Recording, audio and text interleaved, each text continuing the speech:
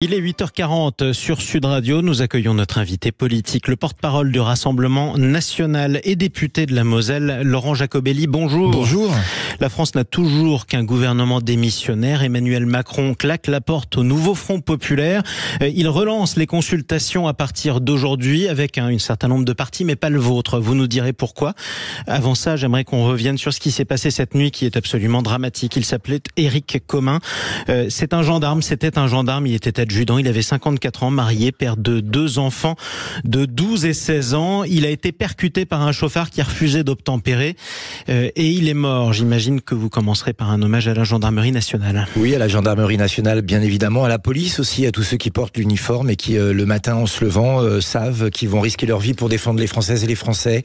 Et puis une pensée, les condoléances à la famille, à la femme de l'adjudant Commun, à ses 2 enfants, 2 adolescents, qui aujourd'hui se retrouvent sans papa parce que un fou furieux, un criminel, lui a roulé dessus.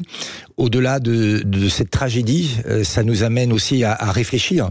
Pourquoi est-on passé à un taux de refus d'obtempérer, d'un refus d'obtempérer toutes les 20 minutes, c'était toutes les 30 minutes, c'était déjà beaucoup, il y a 2 ans. Pourquoi aujourd'hui certains se croient en impunité totale quand ils font la chasse aux flics ou aux gendarmes? Pourquoi certains n'ont plus peur de la police et de la justice? Et puis, il faut le dire, celui qui a foncé sur notre gendarme est un Cap-Verdien qui avait déjà un dossier.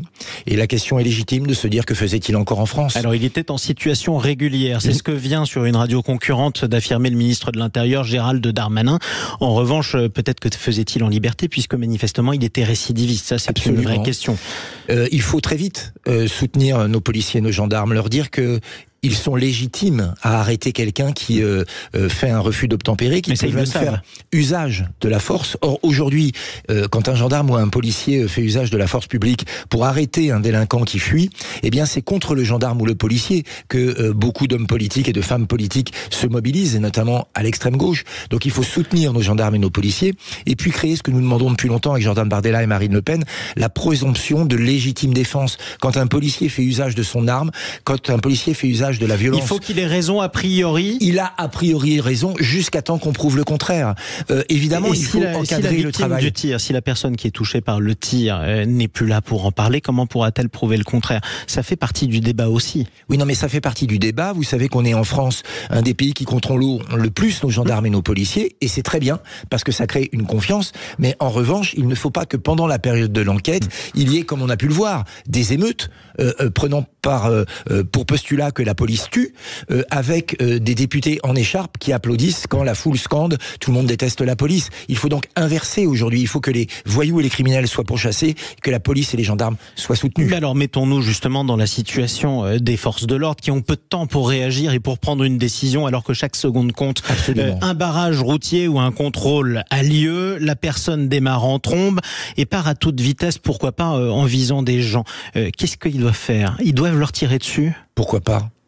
Vous savez, aujourd'hui, il faut protéger des vies et protéger les vies des honnêtes gens et des forces de l'ordre. Combien de piétons ont été tués par des gens qui faisaient des refus d'obtempérer et qui parataient à toute vitesse?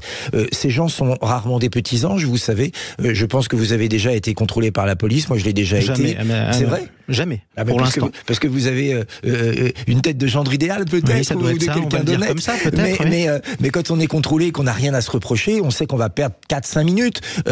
Et puis on va partir tranquillement. Ceux qui violent les barrages, d'accord, malgré tout. Sauf qu'il faut mettre en place les moyens. C'est une vraie question. Est-ce qu'on doit devenir aussi une société, dans ce cas-là, à l'américaine, où la police ouvrira beaucoup plus facilement le feu, avec tous les risques que cela comporte aussi pour elle? Je le répète, en France, d'abord, nous avons une police et une gendarmerie responsables. Nous avons des règles très strictes. Il y a des enquêtes qui sont faites. Sauf que vous venez de les appeler à ouvrir le feu. Non, vous avez dit pourquoi pas. Pourquoi pas quand le cas, je vous laisse le préciser, quand le cas l'impose, quand il y a un véritable danger pour la vie d'autrui et pour la sécurité publique. Aujourd'hui, on a mis nos gendarmes et nos policiers dans une situation telle qu'ils ont parfois peur, ils ont la trouille d'utiliser la force publique, tout simplement par peur de ce qui va leur arriver après, des années de procès, des années de jugement, des années de mise sur le côté, pour que peut-être à la fin on reconnaisse qu'ils avaient raison. Donc 2 choses, les soutenir, principe de légitime défense pour les policiers, Évidemment, pas de tir à vue sans prétexte. Simplement, l'usage de la force publique qui est réservé aux gendarmes et aux policiers doit pouvoir intervenir s'il y a un cas de force majeure et s'il s'agit de préserver la vie de citoyennes et de citoyens. En cette matinée si tragique pour les forces de l'ordre françaises, celui qui est sur le front, c'est le ministre démissionnaire de l'Intérieur, Gérald Darmanin. Est-ce que, paradoxalement, vous n'êtes pas soulagé d'avoir un ministre, certes démissionnaire, mais expérimenté pour gérer une affaire pareille? Non mais attendez, que le ministre Darmanin fasse son travail, c'est quand même la moindre des choses, c'est ce qu'on attend de lui. Espérons qu'il le fasse en effet. Si on devait faire un bilan de l'action de monsieur Darmanin, c'est beaucoup de com, peu de résultats. Beaucoup de com, c'est vrai, il est sur les plateaux de télévision à chaque fois qu'il se passe quelque chose, il est sur le lieu du crime ou de l'incident quand il se passe quelque chose, il est sur les réseaux sociaux. On ne peut pas lui reprocher cette omniprésence. En revanche, quand on regarde les chiffres de la délinquance, les chiffres des violences, les chiffres des vols, les chiffres des viols en France, ils ont explosé sous le ministère de monsieur Darmanin, et donc c'est là aussi un très mauvais bilan. Auriez-vous préféré dans ce cas-là un ministre de l'Intérieur du nouveau Front populaire? Emmanuel Macron a claqué la porte à cette hypothèse hier dans un communiqué de l'Élysée plutôt sec où il explique qu'il appartient désormais aux forces politiques de se mettre d'accord. Les consultations à l'Élysée sont relancées aujourd'hui. Tout le monde est invité sauf la France Insoumise et sauf vous. Pourquoi pas vous? Ah bah écoutez, il faut poser la question au président de la République. Est-ce que vous regrettez de ne pas y retourner? Bon, écoutez, si c'est pour dire la même chose qu'hier... dans ce cas-là, vous le remerciez. Avec un oui, on gagne du temps. On a gagné du temps. On gagne du temps. Pendant ce temps-là, nous on réfléchit à des mesures pour le pouvoir d'achat, pour plus de sécurité et pour moins d'immigration, qui sont les sujets qui inquiètent les Français. Sauf que vous ne serez pas au gouvernement. Eh bien oui, on ne sera pas au gouvernement, mais nous avons la chance d'avoir eu un leader dans cette opération qui s'appelle Jordan Bardella et qui a dit, moi, si j'ai pas la majorité, je n'irai pas.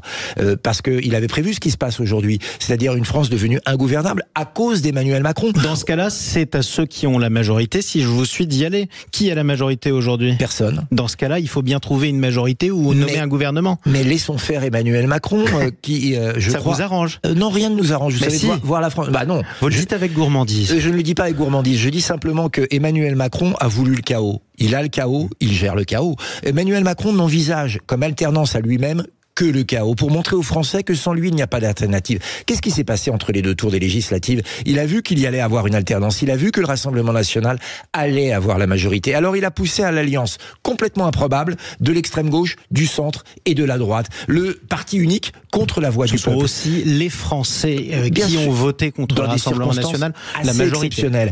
Et donc il a fait en sorte que le Rassemblement national n'arrive pas au pouvoir. Aujourd'hui, il veut que la gauche n'arrive pas au pouvoir. Pourquoi? Pour garder le pouvoir. Il s'y accroche comme une moule s'accroche à son rocher. C'est clair. Emmanuel Macron ne veut pas lâcher les rênes. Emmanuel Macron ne croit qu'en Emmanuel Macron. Il aura saccagé l'esprit démocratique dans notre pays. Est-ce que vous reprochez aux Français, dans ce cas-là, qui ont voté au second tour pour majoritairement, très majoritairement, faire barrage au Rassemblement national? Est-ce que vous leur reprochez à ces électeurs d'avoir rendu cette situation possible? Mais je ne reprocherai jamais à un électeur d'avoir déposé un bulletin de... Mais c'est le chaos voulu par Emmanuel Macron. Non, mais c'est le chaos obtenu aussi par les électeurs qui ont voté. De manière improbable. Quand vous avez... Mais c'est pas improbable. Et je vais terminer une phrase, si vous me permettez. Quand vous avez un candidat LFI qui est contre la retraite à 67 ans ou je ne sais quoi, qui se retire pour Madame Borne, excusez-moi, on fausse les règles du jeu. Mais quand vous avez un électeur insoumis qui accepte finalement d'aller voter pour un candidat macroniste, ou alors un électeur macroniste qui vote pour un candidat insoumis, c'est ce qui s'est passé aussi pour faire barrage au RN. Ces gens se détestent et pourtant ils se sont mis d'accord parce qu'ils avaient plus peur de vous, vous le comprenez quand même. Mais ils avaient peur de nous, pas les électeurs, mais les partis politiques. Ils ne veulent pas lâcher le poste. Électeurs aussi, la gamelle est bonne.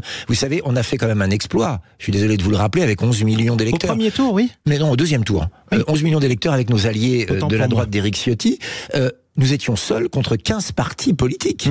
Et c'est un exploit. Sauf que, est-ce que dans une démocratie, on peut avoir l'alliance de ceux qui ont tout raté depuis 40 ans contre le parti de l'alternance? Ça paraît quand même jouer avec les règles de la Ve République de manière un peu exagérée et abusive. En attendant, il faut bien doter la France d'un gouvernement. On ne peut pas dissoudre avant 8 ou 9 mois. Il faudra bien gouverner la France. Comment la gouverner et avec quel programme concrètement, puisque tout le monde veut censurer tout le monde? C'est une question qu'il faut poser à Emmanuel Macron. Et vous aussi, parce que vous aussi, vous êtes chargé de censurer ou non un gouvernement qui sera présenté. Quel gouvernement êtes-vous prêt à accepter? Aucun. Mais à censurer en revanche... Vous censurez tout gouvernement? Non, nous censurerons tout gouvernement de gauche. Ça, nous l'avons dit. Oui. et nous censurerons tout gouvernement qui prend des mesures qui nous paraissent aller à l'encontre de l'intérêt des Français. En revanche, si demain, telle ou telle personnalité, quelle qu'elle soit, avec l'assentiment du parti Renaissance Ensemble pour la République, arrive à composer un gouvernement, est-ce que vous le censurerez d'emblée ? Pas d'office, non, mais sur les actes. Donc vous le laisserez commencer à prendre des mesures, un gouvernement macroniste, par exemple, même minoritaire. Et là, nous verrons. Mais vous voyez, votre question, elle est vraiment très intéressante, parce que ça montre bien qu'Emmanuel Macron est en train de recréer ce qu'il sait faire, et la seule chose qu'il sait faire, c'est du macronisme. Il est en train de vouloir recréer un gouvernement avec des socialistes affamés, avec des gens de droite qui ont envie d'un ministère. Précisons que les socialistes sont pas d'accord pour rejoindre. Il en trouvera. Alors, vous savez, quand la soupe est bonne, il y a toujours 3-4 socialistes qui sortent le bout de leur nez, ne vous en faites pas. La même chose pour la droite de Laurent Wauquiez. Et donc il va recréer une espèce de gloubi-boulga sans saveur, sans odeur et sans objectif, qui sera la Macronie version 2. Un gloubi-boulga, pardon, je vais le dire, vous voyez, vous me faites bafouiller, que vous laisserez au gouvernement jusqu'à ce que vous puissiez le censurer. Tout simplement. Mais tout simplement, s'il y a augmentation des impôts, nous censurerons. S'il y a à nouveau une attaque des retraites ou des assurances chômage, nous censurerons. Une attaque des retraites, c'est-à-dire si on continue à vouloir faire travailler les Français beaucoup plus longtemps pour toucher beaucoup moins, oui, nous nous y opposerons. Si jamais il y a plus d'immigration, moins de sécurité, nous nous y opposerons.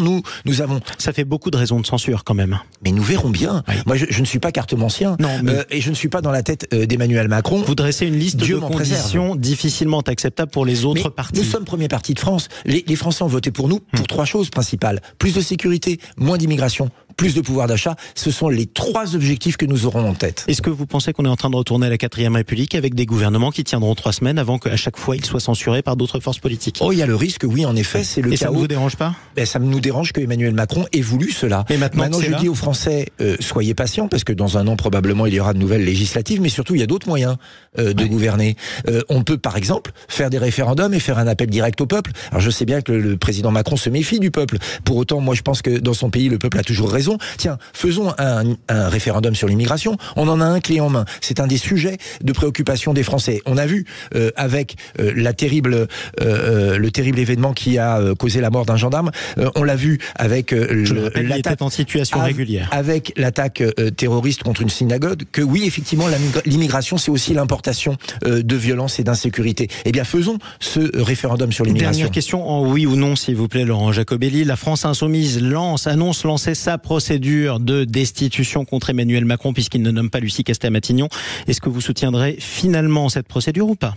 Probablement non, puisqu'elle n'a aucune chance de réussir. Vous savez, on n'est pas là pour faire de la comédie, on n'est pas là pour faire du cirque, on est là pour protéger et défendre les Français. Merci. Laurent Jacobelli, député de la Moselle, porte-parole du Rassemblement national. À suivre sur Sud Radio, petite pause évidemment, après ce champ de bataille politique. On va visiter notre beau pays, ce sera avec Xavier Louis. À tout de suite.